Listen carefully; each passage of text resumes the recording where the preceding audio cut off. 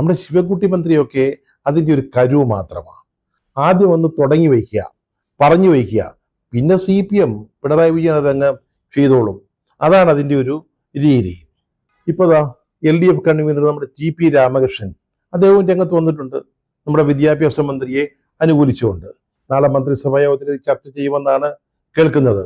ഇനിയിപ്പോൾ CPI മന്ത്രിമാര് മന്ത്രിസഭയിൽ അതിനെ എതിർത്താലും ഇനി അവിടുന്ന് ഇറങ്ങിപ്പോക്ക് നടത്തിയാലും ഇതുമായിട്ട് മുന്നോട്ട് പോകുക എന്നുള്ളത് തന്നെയാണ് CPM-ന്റെ നിലപാട്. ഈ ദാർഢ്യമൊക്കെ കാണിക്കുമ്പോൾ തന്നെ നമ്മൾ ഈ സാധാരണ ജനങ്ങളുടെ കണ്ണിൽ മണ്ണിടാനുള്ള എന്തെങ്കിലും ഒരു പ്രസ്താവനയും കൂടെ അവർ നടത്തും. ഇപ്പൊ TP രാമകൃഷ്ണൻ കഴിഞ്ഞ ദിവസം പറഞ്ഞത് അദ്ദേഹം വിദ്യാഭ്യാസ മന്ത്രിയെ അനുകൂലിക്കുക. അത് കഴിഞ്ഞ അടുത്ത വാചകമായിട്ട് അദ്ദേഹം പറയുന്നത് ഞങ്ങൾക്ക് ഈ PM-ശ്രീ പദ്ധതിയുമായി ബന്ധപ്പെട്ട കേന്ദ്ര നയത്തോട് യാതൊരു യോജിപ്പുമില്ലെന്നാ, ഞങ്ങളതിനെ എതിർക്കുന്നുവെന്നാ. അതായത് ഈ 1466 കോടി ഞങ്ങൾ ഇനി വാങ്ങും. എങ്ങനെ?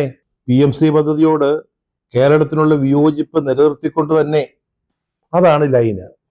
ഒന്നുകൂടെ പറഞ്ഞാല് ഈ 1466 കോടി രൂപ പോക്കറ്റ് വെച്ചിട്ട് പിന്നെ പറയാമല്ലോ ഞങ്ങൾ PM-ശ്രീ പദ്ധതിയുമായി ബന്ധപ്പെട്ട കേന്ദ്ര നയത്തോട് യോജിച്ചിട്ടില്ല, രക്ഷപ്പെട്ടല്ലോ. അതാണ് ഇവിടെ CPM നടപ്പാക്കാൻ പോകുന്ന ബുദ്ധി.